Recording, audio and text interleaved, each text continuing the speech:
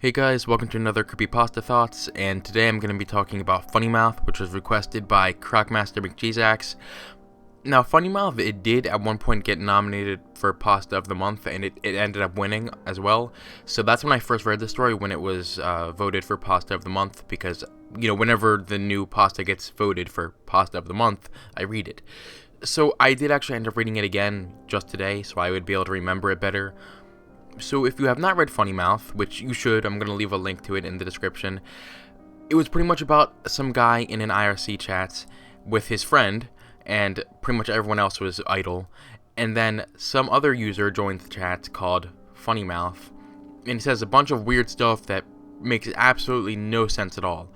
So eventually, as the story evolves, this Funnymouth guy keeps on stalking the main character of the story throughout the entire story, and the way it ends, if you haven't read the story yet, I'm about to give away the ending, but the character, in his sleep, he has his jaw broken, and then he kind of becomes the next Funnymouth out of insanity, That's pretty much the way that it ended from what I read and what I understood there. So here's what I thought of this story.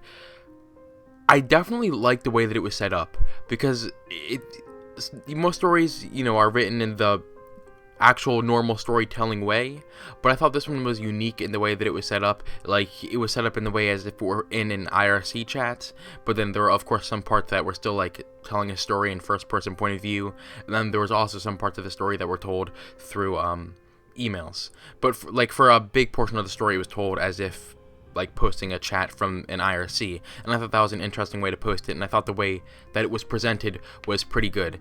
And I remember when I first read this, I liked it a lot. Like, I think that at one point, this was probably my favorite creepypasta back when I first read it. I really did like it. I don't know why.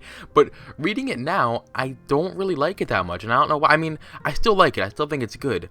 But it's just not as good as I remember. Like, I think, well, first of all, I think it would have been cool if there were more of an explanation behind who this Funnymouth guy was, and if he is the first one, or if he kind of became Funnymouth the same way the author became Funnymouth at the end of the story.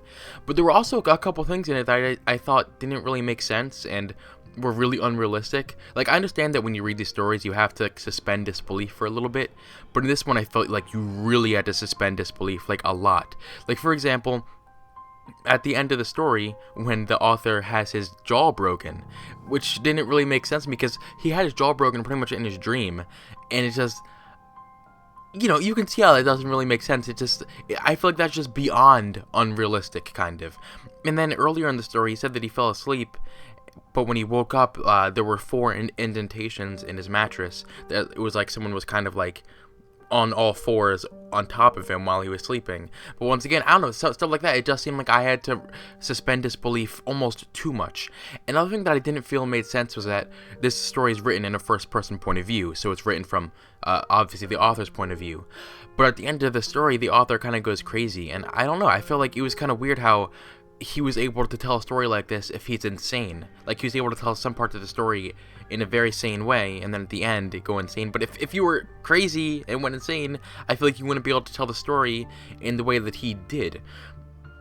But I still thought that some of it was a little bit creepy. None of it was flat out terrifying, but it was an interesting story. I was interested, throughout the entire thing, and I did want to know what happened next. I don't know, I just feel like looking at this now, instead of, back a while ago when I actually saw it, it just wasn't as good as I remember it to be, and I was a little bit disappointed. So, yeah, overall, I guess I would probably rate Funnymouth 6 out of 10, probably. So if you guys want to read it for yourself, I have left a link to Funnymouth in the description below. And that is it, guys. I will see you on the flip side.